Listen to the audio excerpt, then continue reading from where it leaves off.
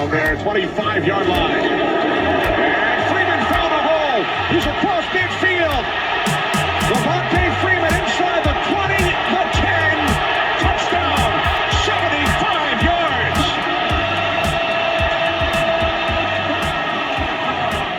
For those of you who've forgotten, that's what live sports sounds like. I can't wait to get back to it.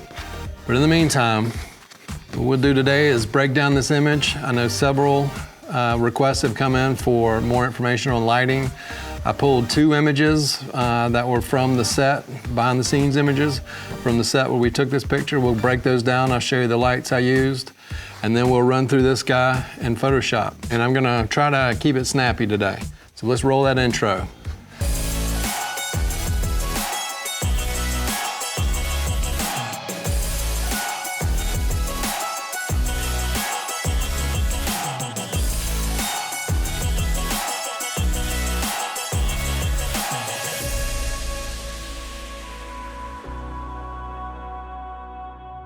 All right, so I've got some files pulled up here on the computer. I've got lighting, I've got a couple other examples of shots that we did that day, and then I've got the image that we're gonna deconstruct right here, or actually construct. So let's jump right into it.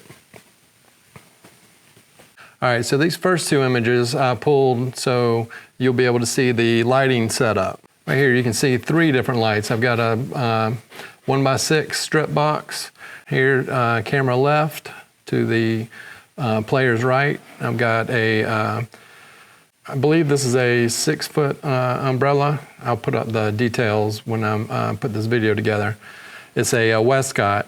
And then over here, I've got the collapsible Profoto beauty dish. So let's go up here and you can see, and here's Devonta, who we're gonna be looking at in the print here. Here he is actually on set. So, just to kind of lay the framework here, when I do some shoots like these, I'll have a certain amount of time per player, and the club, like the Falcons for example, they're going to want different types of images. And so I've got to set up different lighting scenarios that my assistant and I can switch to in a very short amount of time. So some of these lights are not being used here and some of them are being used, but for the shot that we're looking at breaking down today, I was pretty much using almost every one of these lights. So I've got a strip here we just saw, collapsible beauty dish. You saw that big umbrella behind me. What you can't see is another umbrella over here on the right-hand side. I've got a gridded reflector on this light here, and I've got another one. It should be right over in this area. You can see the stand. And then I've got a large box overhead, I think a 3x4 gridded softbox, Profoto softbox overhead. And I'll show you that in the reflection in the helmet in a minute. But so that's 1, 2, 3, 4, 5, 6, 7, counting the light behind me, 7 lights on this action shot. And just to show you some of the other shots that we have to do, here's one. This is more of a graphic portrait type shot. And so this one, I believe we're just working this one light on this side, definitely working that soft box for the face, and I've got the fill behind me. And I believe I've got the overhead light probably turned down to about 50% power that I would be running in the action sequence. And I think I've got just one of those gridded reflectors heading over here. This is with not using that strip box. So this gives us a completely different kind of feel and look from what we'll be looking at in a minute. Also, let me go back to this one here. You can see these lights here. These were not being used for this shot, but I've got gels taped over these lights. So they wanted some gelled portraits. So with these, what we do is turn off these lights and then turn on the gelled lights. So there's one over here behind. I think you can see the stand here. I think it's behind the strip, and then move probably out of the way. So these, I've got the red gel lights going. I've got the beauty dish going. I've got the fill behind me going, and I've got the overhead light going. but totally different look and feel there. So we've got this type of styled image. We got these gelled images. This is obviously a composite of 3 of the guys. This was the backfield to start that season. Here's another. This one I never really kind of even finished. Just wanted to show. This is probably something, coming from one of these shots here. So you can kind of just see. I could have gone in and we did some, obviously some shots with his images with some, with his helmet off. So then I can come in here and plug his other eye back in and that type of thing, get rid of some of these reflections on the helmet. But the main image we're going to look at here is this one. You can see that overhead light. I like to use grids in those lights just because then they can kind of substitute for a stadium light. Just at first glance, I don't think most people would pick that up or say, oh, look, there's a 3x4 softbox.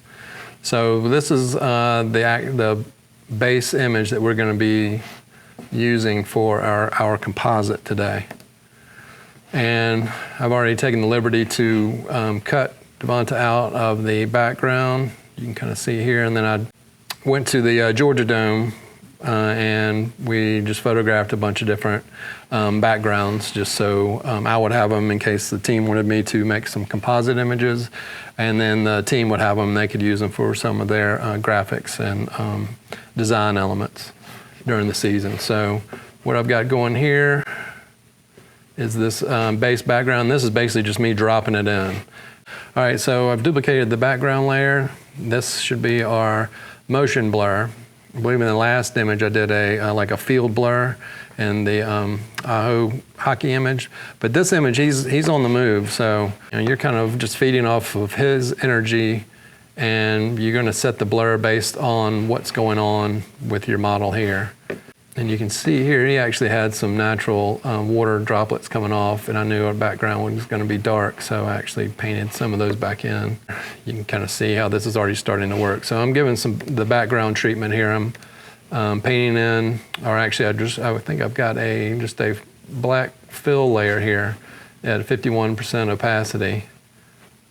So you can see there, and then I've masked out some of that black where I wanted to reveal some of the background. So basically this is a black fill layer and then a layer mask here where you can see where I've masked out some of that darkness. Here I've got, this is kind of a neat trick.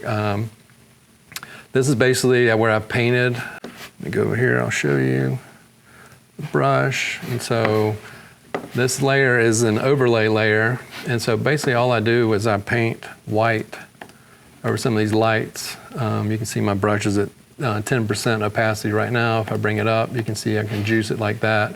And then adjust opacity over here. Let me go back and just do that again so I can show you. So we'll set this one to overlay. We'll turn that one off. And so I've got my brush at 100% flow and opacity, so we're just gonna really crank it. So you can see what it does that way, but then you bring down the opacity, and what it does just kind of sets a glow over these lights. It gives them a little bit more going on. You can also adjust with soft light, makes it a little more muted. In some instances, overlay is about, from what I've figured, overlay is about twice as much, double the effect of soft light. It's a kind of a neat way to add a little flare to stadium lights. I usually go in and adjust them as I kind of see I want them. So you can see where I've gone in, given all these pretty good little boost, including this guy back here. All right, so let's get rid of that layer. Then I added a curves layer. Let's pull that up. So I just basically brought in the blacks down here and then pulled down midtones and just further darkening this background behind Devonta. And then it looks like I've come in. You can see what we're working with here. Let me zoom out so you can see the full image. I came in, I started painting in more the background. You can see the background starting to disappear. And at this point, I kind of figured I'm probably going to come in and crop out his feet. If I wasn't, you'd have to kind of run something a gradient or something up here, and then fill in the back here with something to make it look somewhat realistic. But for this one here, let's see, I'm going to come on in because we're not going to be using the bottom half of this image. So like I did in that previous video, you see where I'll add some smoke in. So this is smoke behind the player. It just gives a little bit of atmosphere back in here. So let me turn that on and off. And this is a smoke image that I've got set to lighten in this case. You can see if I bring it to normal, and it's at 16%. So that's what it looks like just in a normal setting and at 100% or 94% opacity. So let me bring that back down. The screen was doing a little more than I wanted to, so I switched that to lighten. And then to further retouch these cloud layers, you can bring a levels adjustment over the top, or you can do it with curves as well. And so I've just brought in the blacks and basically tightened the histogram on that layer. And so you can kind of see it gives it just a little more punch, or as I said way too many times in my last video, a little bump. All right, and then so our next little addition is a little sweat over here.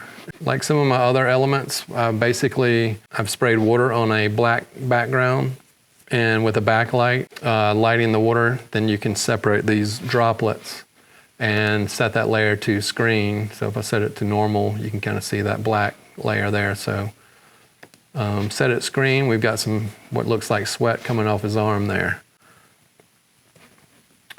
All right, and this particular instance, I just used a lot of clipping mask on my retouch of Devonta here, and you can do this with regular mask or however you want to do it. This is just, and sometimes I just kind of vary it up, and on this one I just used clipping, a bunch of layers of clipping, or a bunch of layers that are clipped to this base layer for the retouch here. This first one is a camera raw. Pretty sure I took this into camera raw, which, let's see, we can go right here. So what you can do is when you get into these, you can duplicate your layer, and you can always get back to your camera raw filter underneath the filter menu here. So you can do this multiple times. Once you bring in an image, you can come in here and revisit and change values, do all kinds of things to the actual image. So it's not just the first time you open an image and it opens in camera raw that you can use it. You can duplicate it and use that filter again, mask out certain areas if you just want to do it in certain areas, or you can do it obviously overall the whole image. These I actually use the same mask here that I have on the player, so that is not affecting the background at all. And so I'm using just basically some values that I placed into camera raw there. All right, and then I've got a selective color layer here, which I believe I'm using to adjust the red on the jersey. Adding some more red and some black to that red to kind of deepen it. Right here is a curves layer, which I'm using on the ground to kind of darken that in case I was going to use that. Right here, let's zoom in. So right here what I've done is I've taken a stadium shot, and these helmets are reflective. So if you're taking pictures in what was the dome at the time, the dome shows up in the helmets. So what I've done is just taken a picture of the dome and fit it onto the helmet here. And it's just it's almost probably, I don't think 99 out of 100 people would even notice that, but it's just something I like to do. So that's an image of the actual dome roof. Let's see, I used a curves layer here. Let me zoom back in so we can see these. So basically I'm just boosting the mid-tones here. I'm inverting the mask and then painting back in some highlights, as you can see, along his arms, on the gloves. It's basically another way, an alternate way of dodging. So we'll do that there. Let's see here, I just gave an overall kind of pop to the midtones here. And then here again, I brought in another curves adjustment where I really cranked up the midtones.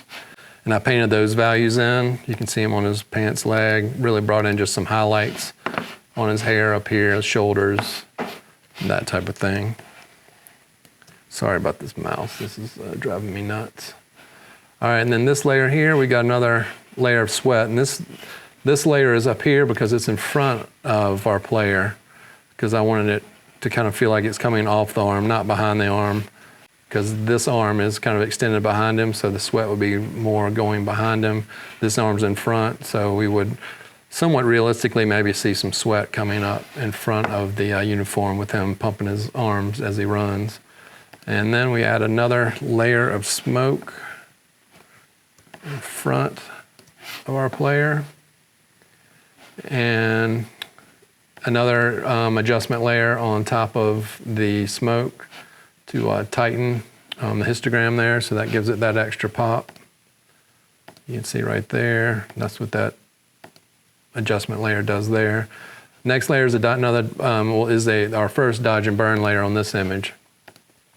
So you can see I've just come in, done some adjustments on the uniform, on his arms, and that's about it, I think, on that one there. I kind of think I found the football. You can see the kind of pop on the ball there.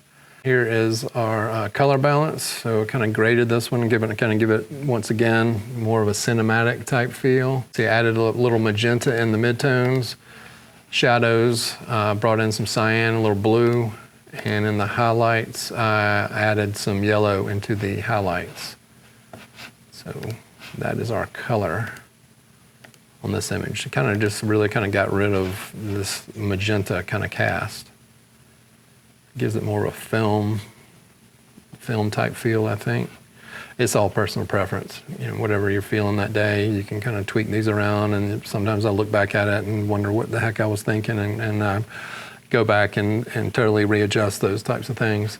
And then we get into our sharpening here with a high pass layer. This is, I believe, a 2 pixel, just the sharpening here. You can kind of see the sweat on his arms, kind of gives it a little jump. And on his helmet, so that's the high pass layer. And then here's another high pass. This one I've set to, both of these are at soft light, by the way. This one's at 60%. This is 59 high pass. So this is going to be more of a contrast enhancement. So you can kind of see what this is doing in these dark areas on his arms and up here in the helmet and the face and stuff like that. Basically just an aggressive kind of contrasty feel using that high pass. And that can be adjusted obviously with the opacity. You can crank it up even more. See, there's 100%, but I was around 60, I believe, is what I felt was right for this image. I've got a paste all layer where I just kind of have come in and cleaned up maybe some areas. There were some areas up here on the roof that were kind of bugging me. These little lights here, I think once I put the blur on them. So I got rid of those. And that was probably the main thing that I did there.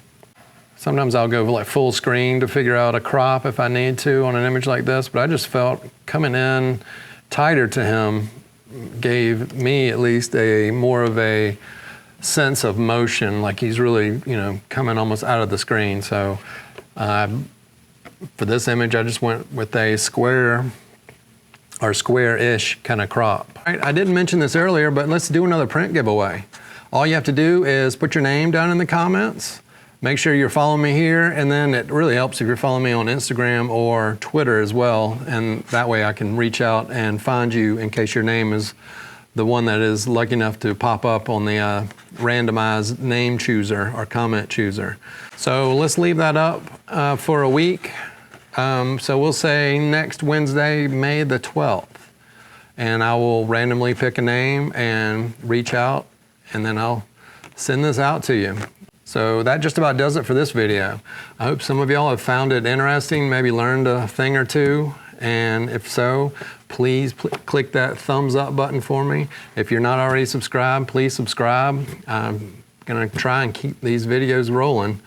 Hopefully we get back to normal life, and I've enjoyed this enough to where when I do have photo shoots like this, I'm gonna do my best to take a camera along with me and see what I can capture before, during, and after the shoot. So maybe more of a kind of behind the scenes vlog type deal. So subscribe, and that content will hopefully be coming in the future if we ever get back to a normal sense of living and working. And other than that, if you've got any other questions or comments, leave those down below. You can always find me on Instagram and Twitter at QuantsPhoto. Stay safe and healthy out there, and I plan on being here in the next one.